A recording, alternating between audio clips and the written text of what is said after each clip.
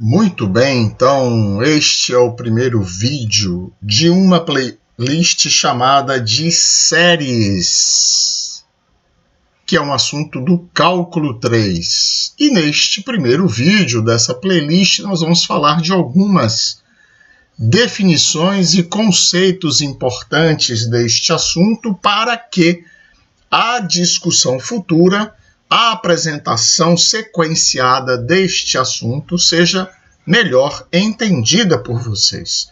E vamos começar então com um conceito já visto no ensino médio, que é o conceito de sequências numéricas. O que é uma sequência? É uma sucessão de números infinita, portanto, definida quando se conhece a lei de formação de seu termo geral. Então, observe, uma sequência não é uma sucessão aleatória de números.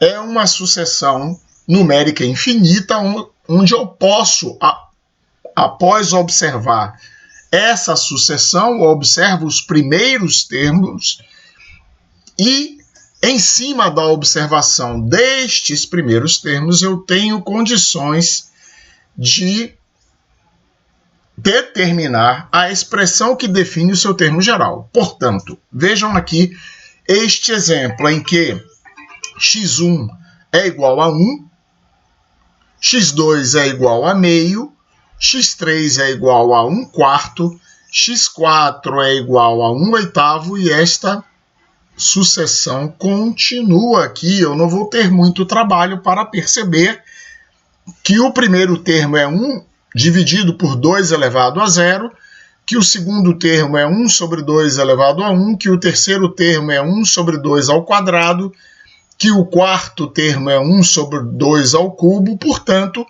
o enésimo termo será igual a 1 sobre 2 elevado a n menos 1. Então, eu tenho condições de escrever a expressão que determina o termo geral. Portanto, isto é uma sequência. E o que é uma série? É a soma desta sequência. Então, a expressão x1 mais x2 mais x3 mais xn mais etc., tendendo ao infinito, se chama série numérica. Os números x1, x2, xn são os termos desta série. Então, tomando o mesmo exemplo de cima, a série 1 mais 1/2 mais 1/4 mais 1/8 mais etc. é uma PG, uma progressão geométrica com o primeiro termo igual a 1 e razão igual a meio. Que é a soma parcial de uma série? É a soma dos n primeiros termos da série. Apesar da série ser infinita, a soma parcial dela é constituída pela soma dos n primeiros termos. Portanto, Sn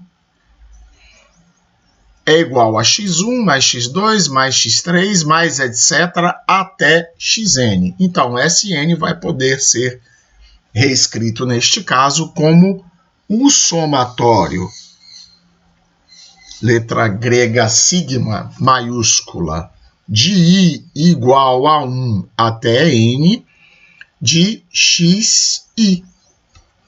Significa isso? I é o contador da soma.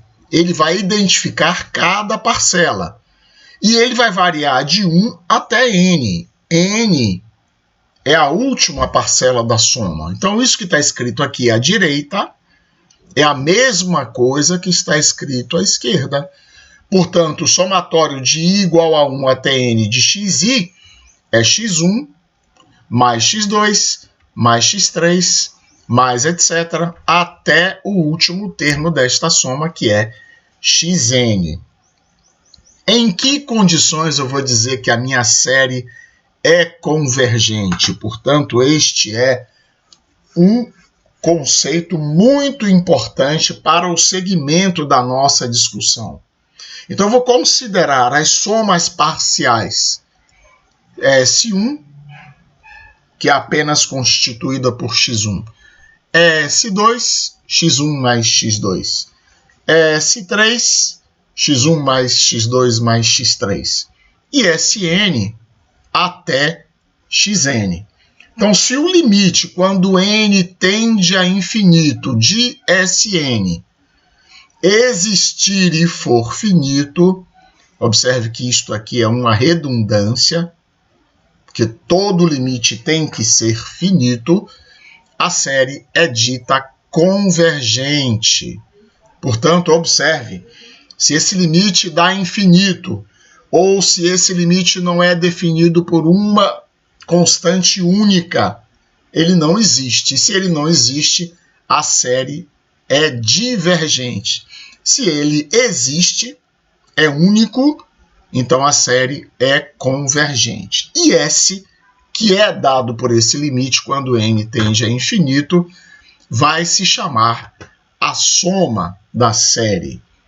Por outro lado, como já falei, se esse limite não existe, a série vai ser dita divergente e não tem soma.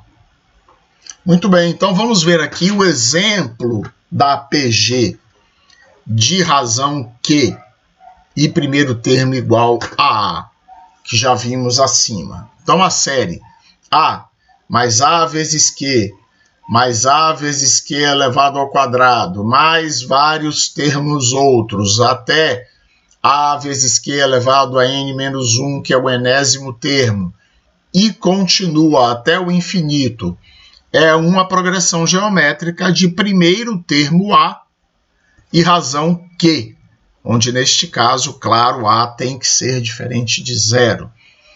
Então vamos ver aqui a soma dos n primeiros termos desta PG.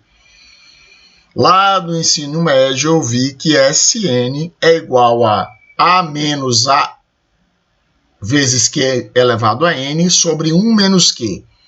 Essa é a soma dos n primeiros termos da PG. E é muito fácil chegar a essa fórmula, porque se eu tomar esta série e multiplicar por 1 menos Q, eu vou obter exatamente isto que está aqui no numerador. Então é por isso que Sn é A menos A vezes Q elevado a n sobre 1 menos Q. Então vamos observar aqui 4 possibilidades. O primeiro caso, módulo da razão menor do que 1. Ora, se esse módulo é menor do que 1, eu vou tomar este termo que me dá a soma, esta expressão, aliás, que me dá a soma dos n primeiros termos e vou dividir em duas parcelas. A primeira parcela, eu observo aqui que o numerador é uma subtração com o mesmo denominador. Então eu posso repartir em duas parcelas. A primeira parcela, A sobre 1 menos Q, e a segunda parcela, A vezes Q elevado a n sobre 1 menos Q. Então eu observo que esta segunda parcela, quando Q é menor do que 1, ela tende a zero. Por quê?